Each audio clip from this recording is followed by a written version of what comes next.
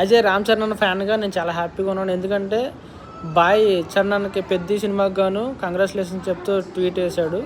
అలాగే చరణ్ అన్న కూడా బాయ్కి థ్యాంక్స్ చెప్తూ రాకా కోసం ఎదురు చూస్తున్నామని చెప్పేసి ట్వీట్ వేయడం అనేది చాలా హ్యాపీగా అనిపించింది. సో నేను ఈ వీడియో చేయడానికి గల కారణం ఏంటంటే కొంచెం మన మెగా ఫ్యాన్స్ ప్రతి చిన్నదానికి ఓవర్ యాక్టివ్గా ఓవర్ రియాక్ట్ అవ్వకూడదు. ఎందుకంటే పొలిటికల్ అనేది ఎవరి ఒపీనియన్ వాళ్ళకు ఉంటుంది. సో అది ఏ పర్పస్ అయినా సరే పొలిటికల్గా ఎవరి ఒపీనియన్ వాళ్ళకు ఉంటుంది, వాళ్ళు ఎవరిష్టం వాళ్ళకు ఉంటుంది. మనం ప్రతి ఒక్కరి సపోర్టు మనం తీసుకోవాల్సిన అవసరం ఏం లేదు. ఆటోమేటిక్గా వాళ్ళు ఇవ్వాలి, స్వతహాగా వాళ్ళు ఇవ్వాలి, మనం అడిగి తీసుకోకూడదు. ఓకేనా? దానివల్ల మనమే చిన్నపోతాం.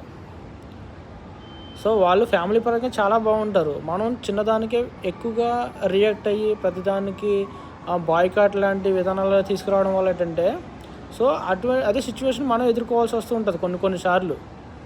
అవునా? కాబట్టి నా పర్సనల్ రిక్వెస్ట్ నా మెగా ఫ్యాన్స్కి, సో మనం ఎవరిని ఏది అడిగి తీసుకోవాల్సిన అవసరం మనకు లేదు.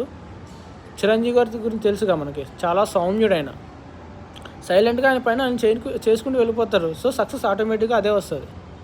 సో చరణ్ గారి విధానం కూడా అటువంటిదే.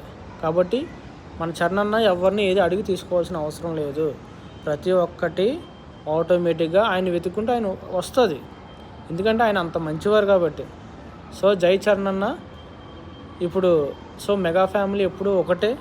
సో మనం గొడవలు పెట్టుకొని ఒకరి మీద ఒకరు దుమ్మెత్తు పోసుకొని మనం వాళ్ళని విడదీయొద్దు దయచేసి. సో అందరికీ నేను మనస్ఫూర్తిగా ఈ విషయంలో నేను రిక్వెస్ట్ చేస్తున్నాను. జై హింద్, జై మెగా ఫ్యామిలీ.